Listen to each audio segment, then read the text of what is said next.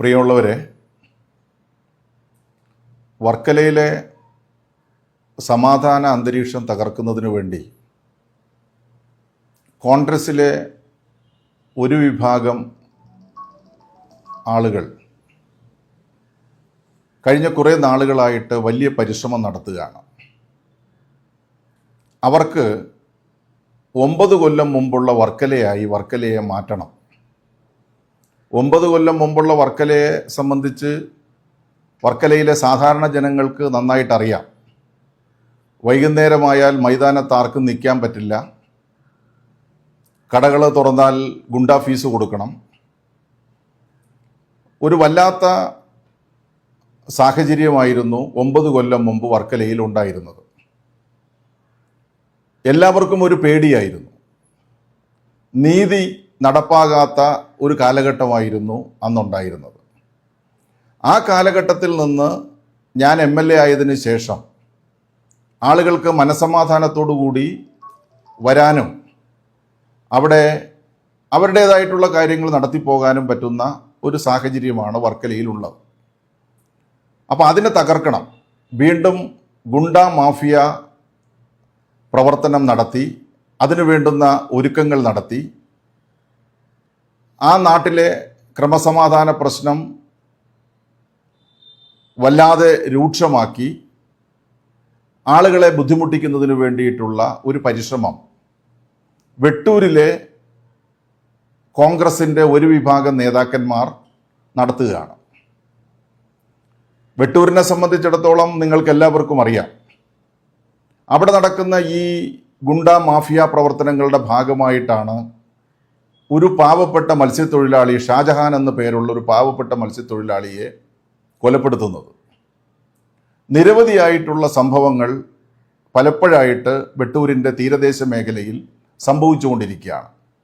ആളുകളെ ഉപദ്രവിക്കുക, വാഹനങ്ങളിൽ വരുമ്പോൾ തടഞ്ഞു നിർത്തുക, അവരെ ഉപദ്രവിക്കുക, അങ്ങനെ രൂക്ഷമായിട്ടുള്ള നിരവധി പ്രശ്നങ്ങളുണ്ട്. ഇവിടെയുള്ള ഈ ഗുണ്ടാ മാഫിയ ആളുകൾ നിരവധി പ്രദേശങ്ങളിൽ പോയി പ്രശ്നങ്ങൾ ഉണ്ടാക്കാറുണ്ട്.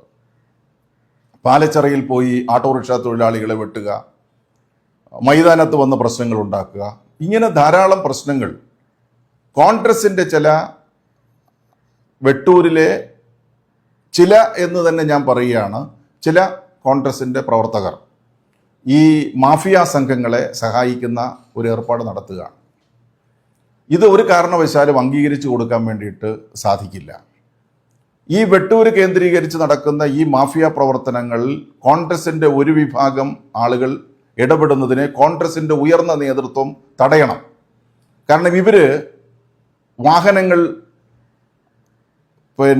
വാങ്ങുക, അതിന് ഒരു നിശ്ചിത തുകയ്ക്ക് അവർക്ക് കൊടുക്കുക, അതിൻ്റെ പലിശ വാങ്ങുക, ഈ വാഹനങ്ങൾ ഗുണ്ടാ പ്രവർത്തനം നടത്തുന്ന ആളുകൾക്ക് വാടകയ്ക്ക് കൊടുക്കുക, ഇത്തരം ചില സംവിധാനങ്ങൾ ആ വെട്ടൂരിൻ്റെ ഭാഗത്ത് നടക്കുകയാണ്.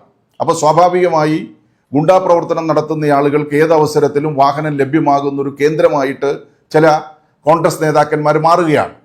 അപ്പോൾ ഇതെല്ലാം നാട്ടിലെ സ്വൈര ജീവിതം തകർക്കുന്നതിന് വേണ്ടിയിട്ടുള്ള വലിയ പരിശ്രമം വെട്ടൂർ കേന്ദ്രീകരിച്ച് ചില കോൺഗ്രസ് നേതാക്കന്മാർ നടത്തുകയാണ്. അതിൽ ചില ജനപ്രതിനിധികളടക്കമുള്ള ആളുകളും അത്തരം പ്രവർത്തനങ്ങൾ നടത്തുകയാണ്. കഴിഞ്ഞ ദിവസമാണ് CPMൻ്റെയും DYFIയുടെയും ഒരു പ്രവർത്തകനെ മൈതാനത്തിട്ട് ഇടിച്ച് വാരിയല് പൊട്ടുന്ന തരത്തിലേക്കുള്ള പ്രവർത്തനങ്ങൾ നടത്തിയത്. സ്വാഭാവികമായി പോലീസ് മൊഴി അനുസരിച്ച് കേസെടുക്കാൻ ബാധ്യസ്ഥരാണ് പോലീസ്. അവിടെ നടക്കുന്ന പ്രവർത്തനങ്ങളെ കണ്ടുകൊണ്ടിരിക്കാൻ പോലീസിന് സാധിക്കില്ല. അതുകൊണ്ട് തന്നെ പോലീസ് ശക്തമായിട്ടുള്ള നിലപാട് സ്വീകരിക്കും. ഇപ്പോൾ വർക്കലയിലെ DYSP ആണെങ്കിലും അവിടുത്തെ SHO ആണെങ്കിലും ശക്തമായ നിലപാട് അക്രമികൾക്കെതിരെ സ്വീകരിക്കുന്നുണ്ട്. അതുകൊണ്ട് അവരെല്ലാം മോശം, MLAയും മോശം എന്ന് പറഞ്ഞിട്ട് ജാഥ നടത്തുക, മാർച്ച് നടത്തുക, എന്തെങ്കിലും വിളിച്ചു പറയുക, ഇതെല്ലാമാണ് ഇപ്പോൾ അവിടെ നടക്കുന്നത്. എനിക്ക് പൊതുവായിട്ട് ജനങ്ങളോട് പറയാനുള്ളൊരു കാര്യം, നമ്മുടെ നാടെന്ന് പറയുന്നത് ഒരു ടൂറിസം മേഖലയാണ്. ആ ടൂറിസം മേഖലയിലെ ശാന്തത തകർക്കുന്നതിന് വേണ്ടിയിട്ട് പഴയ രൂപത്തിൽ ചില കോൺഗ്രസിൻ്റെ ആളുകൾ ഇറങ്ങി തിരിച്ചിട്ടുണ്ട്. ഇത് കോൺഗ്രസിൻ്റെ നേതാക്കന്മാർ തന്നെ ഇവരെ തടസ്സപ്പെടുത്തണം. എന്തായിരുന്നാലും നിയമത്തിൻ്റെ മുമ്പിൽ വന്നാൽ കർക്കശമായിട്ടുള്ള നിലപാടുകൾ സ്വീകരിക്കാൻ തന്നെയാണ് തീരുമാനിച്ചിരിക്കുന്നത്. അതിൽ പോലീസും അക്കാര്യത്തിൽ ഗുണ്ടകളോടും മാഫിയകളോടും അക്രമം നടത്തുന്നവരോടും ഒരു സമരസപ്പെട്ടു പോകാനും പോലീസിന് സാധിക്കില്ല. പോലീസ് ആ നിലപാട് തന്നെയാണ് ഇന്നലെ വരെ സ്വീകരിച്ചത്, ഇനിയും സ്വീകരിക്കുന്നത് അത് തന്നെയായിരിക്കും. അതിനൊരു തർക്കവുമില്ല.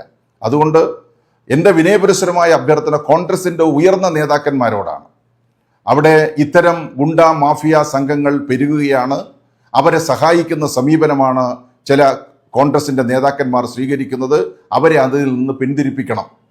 കർശനമായിട്ടുള്ള നിലപാട് സ്വീകരിക്കാൻ ഇടതുപക്ഷ മുന്നണി ഗവൺമെൻറ് മുന്നോട്ട് വന്നിട്ടുണ്ട്. അവിടുത്തെ MLA എന്നുള്ള നിലയിൽ ജനങ്ങളുടെ സ്വൈരത നഷ്ടപ്പെടാതിരിക്കാൻ വേണ്ടിയിട്ടുള്ള എല്ലാ മുൻകരുതലുകളും എടുക്കുമെന്നുള്ള കാര്യം കൂടി ഈ അവസരത്തിൽ ഓർമ്മപ്പെടുത്തുകയാണ്.